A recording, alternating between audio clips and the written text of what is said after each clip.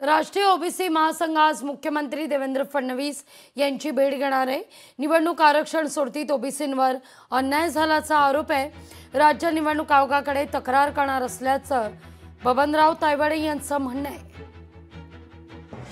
बबनराव तायवाडे यांच्याशी संवाद साधला आमचे प्रतिनिधी ज्ञानेश्वर पवार यांनी। या आरक्षण सोडतीवर आता ओबीसी महासंघाने आक्षेप घेतला। आपल्या सोबत याविषयी बोलण्यासाठी राष्ट्रीय ओबीसी महासंघाचे राष्ट्रीय अध्यक्ष डॉक्टर बबनराव तायवाडे सर आहेत।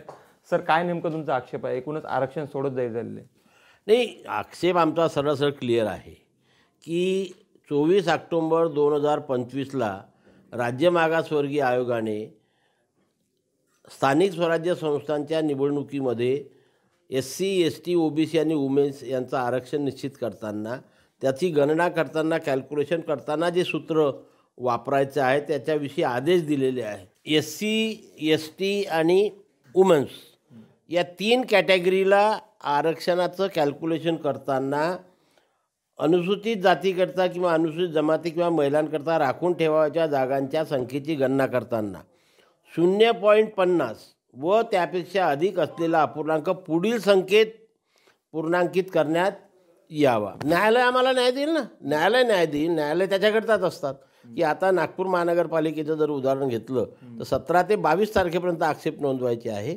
त्या दरम्यान आम्ही आमचा आक्षेप नोंदवू आणि त्या आक्षेपाची प्रत लावून न्यायालयामध्ये सुद्धा जाऊ। लोकशाही मराठीकरता ज्ञानेश्वर पवार, नागपूर। लोकशाही मराठी ऐका, पहा, जागरूक रहा।